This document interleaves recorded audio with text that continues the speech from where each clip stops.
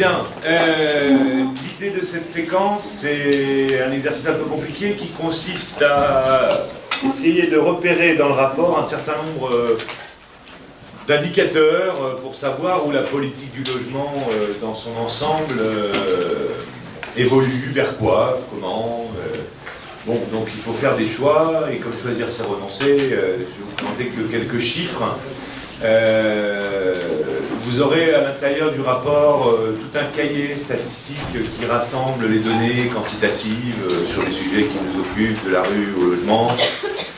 Donc voilà, mais évidemment, on l'a dit tout à l'heure, ce qui est important, c'est qu'est-ce qui se fait concrètement, localement pour les personnes, mais il y a des sujets qui, comment dire, ont besoin d'être appuyés plus ou moins parce que les enjeux financiers, parce que les enjeux législatifs, etc., à l'échelle nationale. Donc, on ne veut pas, évidemment, on veut mettre l'accent dans nos présentations en région sur les acteurs locaux, les réalités locales, ce que vivent les gens localement, mais on sait que c'est quand même déterminant que d'être accompagné par une politique nationale qui puisse aider à atteindre cet objectif de lutte contre le mal logement. Donc dans le rapport, vous verrez que, notamment son introduction politique, que l'année qui s'est écoulée a été quand même marquée par beaucoup de difficultés sur le front du logement, des drames aussi.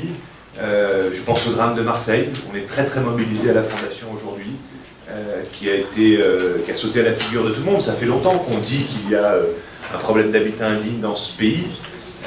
600 000 logements indignes, et donc de la même manière que ce matin on évoquait les politiques de certaines institutions, il y a des politiques de lutte contre l'habitat indigne qui sont aussi très complexes et pour lesquelles les personnes en difficulté ne trouvent pas toujours une solution. Donc beaucoup de sujets compliqués, aussi un enjeu très très fort sur la question des personnes à la rue, on l'a rapidement évoqué ce matin, mais au fond on est dans une situation très tendue parce que on ne peut pas dire que rien ne se fait.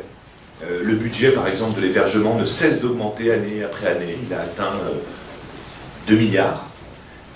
Le nombre de places en hébergement d'urgence a augmenté. Malgré des plans successifs de réduction des nuitées hôtelières, la question des hôtels reste très très importante, quantitativement, financièrement, et sans offrir toujours des bonnes conditions aux personnes, vous le savez.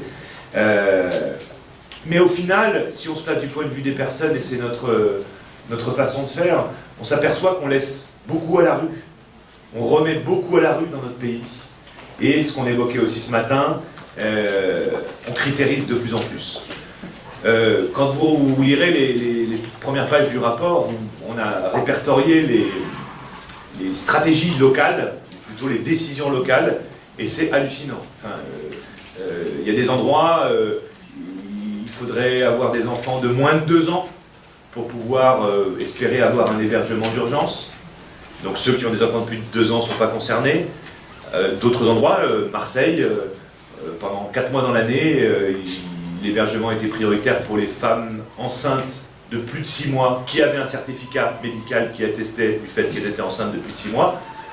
Je vous prends que ces exemples pour vous dire où est-ce qu'on en est arrivé dans certains territoires par rapport à cette absolue nécessité de ne pas laisser les personnes à la rue. Donc ce sont des atteintes aux droits fondamentaux, au droit du logement, au droit à l'hébergement, qui sont extrêmement préoccupants, qu'on ne doit pas juste prendre comme ça, comme une analyse, une observation, mais qui doivent, comme je le disais en fin de matinée, nous interpeller sur les fondamentaux, les valeurs, et ce que nous voulons ou pas faire. Je crois que vraiment, il faut mesurer ce que ça veut dire.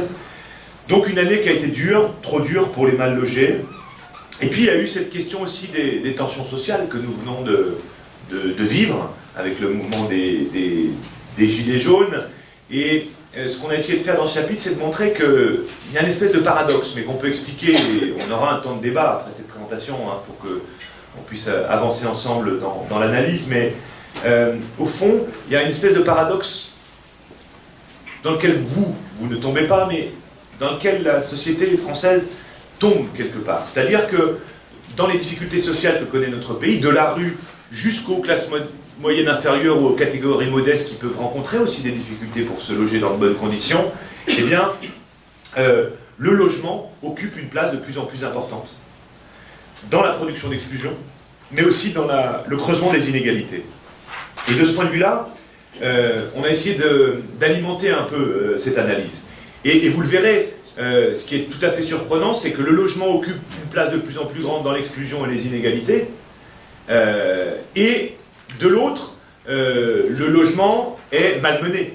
Est malmené sur le front budgétaire, on y reviendra, est malmené, par exemple, parce qu'à l'issue du grand débat, la question du logement, et pendant le grand débat national, la question du logement n'était pas mise en première ligne. Par les pouvoirs publics. Elle n'a pas été, c'était pas un axe de réflexion, le logement. Après que dans les groupes locaux, il y a eu des remontées sur la question du logement, mais vous regardez le discours du président de la République, il n'y a pas un mot sur le logement, si ce n'est, à un moment, sur la décentralisation, peut-être qu'on aura l'occasion d'y revenir. C'est étonnant parce que quand on regarde les dépenses contraintes des ménages, on voit que les dépenses contraintes... Alors attendez, je vais me mettre comme ça, ça me permettra de voir en même temps. Pardon. Quand on regarde la hausse des dépenses préengagées dans le budget des ménages, on voit que la question du logement est centrale. C'est celle qui a le plus importante quantitativement, mais celle qui a le plus doublé aussi depuis la fin des années 50. On peut aussi dire, et au regard du débat qu'il y a eu sur la question énergétique avec le mouvement des Gilets jaunes, qui est parti d'abord de la fiscalité écologique, etc., si on regarde la deuxième diapositive, que... alors oui, déjà on voit que les dépenses préengagées, alors les dépenses préengagées, vous savez, c'est tout ce qui fait que dans le débat sur le pouvoir d'achat des ménages, il y a l'INSEE qui nous dit mais le pouvoir d'achat il augmente, puis il y a des gens qui disent non, j'ai pas l'impression que mon pouvoir d'achat il augmente. Et c'est vraiment lié fortement aux dépenses préengagées. C'est-à-dire, une fois que vous avez passé le 2 du mois, vous avez déjà des dépenses préengagées qui sont à honorer, et derrière il reste pas forcément grand-chose pour beaucoup. Et donc, on voit que c'est très important, notamment pour les personnes pauvres, notamment la dimension du loyer et des charges. C'est-à-dire que la partie du loyer et des charges pour les ménages pauvres, elle est en dépenses préengagées déjà supérieure à toutes les dépenses préengagées au regard de leurs ressources globales des personnes aisées. Donc, il y a aussi un débat autour de l'augmentation des coûts du logement, de l'immobilier, des loyers, des charges. Je vous rappelle qu'en une douzaine d'années, les prix de l'immobilier ont doublé en France, en moyenne. Donc, il y a des endroits, c'est par 3, c'est par 4. En une douzaine d'années, les loyers ont augmenté de 50% dans le parc privé. Et puis, les charges ont explosé. Certaines d'entre elles, c'est une augmentation de 60% en 6-7 ans. Et on a un débat aujourd'hui sur l'augmentation, parce qu'on arrive au moment où les augmentations vont avoir lieu. L'autre diapositive que je voulais vous montrer, c'est effectivement la question des dépenses énergétiques et le poids des dépenses énergétiques liées au logement par rapport à celle du carburant. Et on voit bien qu'il y a eu un gros débat autour du carburant parce que c'était la fiscalité écologique qui a déclenché l'étincelle, etc., etc. Mais quand on regarde bien, le poids des dépenses énergétiques sur le logement, même indépendamment de la précarité énergétique, ce sont tous les ménages en France, eh bien, sont bien supérieurs à celles consacrées pour la question du logement. Et au fond, cette situation de tension sur les prix, sur les coûts des charges, sur les prix des loyers, sur cette question de l'énergie plus globalement, on s'aperçoit que on est dans une situation où on voit des conséquences importantes, par exemple sur la question des expulsions locatives. Vous avez des chiffres des expulsions locatives qui sont extrêmement préoccupants. On est à plus de 15 000 ménages expulsés avec le concours de la force publique, c'est-à-dire les forces de l'ordre qui mettent les meubles, les enfants, la famille en bas de la cage d'escalier et changent la serrure. 15 500 ménages, donc ça c'est l'intervention des forces de l'ordre, mais on sait qu'il y a 2 à 3 fois plus de ménages qui sont expulsés chaque année. Et on a atteint des records année après année. Donc évidemment, ça passe plus pour beaucoup de monde. Le phénomène de la précarité énergétique qui est aussi en augmentation, vous le savez, un problème majeur pour des locataires comme pour des propriétaires, et beaucoup de nos interventions, par exemple à la Fondation Abbé Pierre, concernent des propriétaires occupants en milieu rural qui n'arrivent plus à chauffer ou qui s'entassent dans l'hiver dans une pièce avec un réchaud, avec aussi des risques majeurs d'incendie, etc. Et puis, plus globalement, près de 2 millions de ménages, pas personne, rencontrent des difficultés pour payer leur loyer et leurs charges. Ça peut aussi se recouvrir avec la question du logement social, parce que le logement social n'est pas épargné par des gens qui ont des difficultés à payer. Donc une situation sociale dans notre pays qui est particulièrement tendue. Souvent on nous dit, ouais, vous savez, les pauvres, il y en a toujours eu des pauvres, par rapport au débat de ce matin de conclusion. Oui, enfin, sauf qu'il y a une augmentation. En 10 ans, on a 1 million de pauvres en plus en France. Et c'est marrant parce que ce chiffre, 1 million de pauvres de plus en 10 ans, il n'est pas beaucoup partagé dans les médias, il n'est pas beaucoup partagé dans nos discussions. Rien, tout le monde ne se préoccupe pas des pauvres et tout le monde n'a pas envie de parler que de pauvres. Mais enfin, 1 million de pauvres en plus pour atteindre près de 9 millions, c'est pas du tout anodin.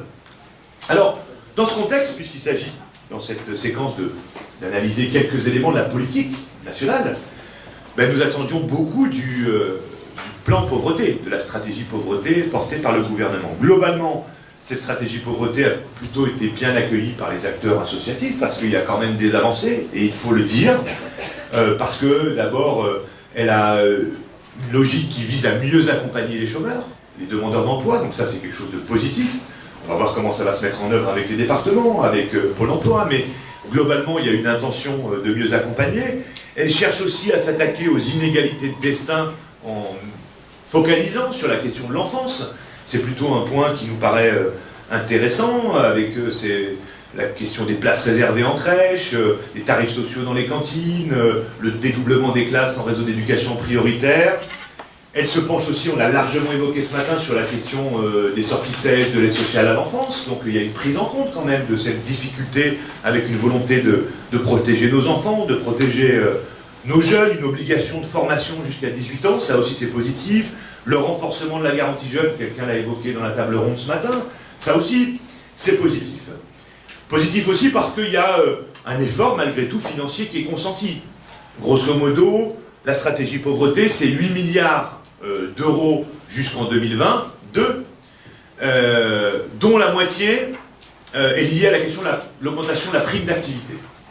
La prime d'activité, on l'a rapidement évoqué ce matin, c'était une annonce du président Macron, donc on est un peu dans du recyclage, mais enfin, bref, il y a quand même un peu de moyens qui sont mis sur la table.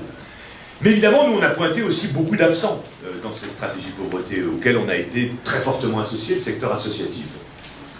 Pas de revalorisation du RSA. Pas d'ouverture, on l'a dit ce matin, aux jeunes de moins de 25 ans du RSA.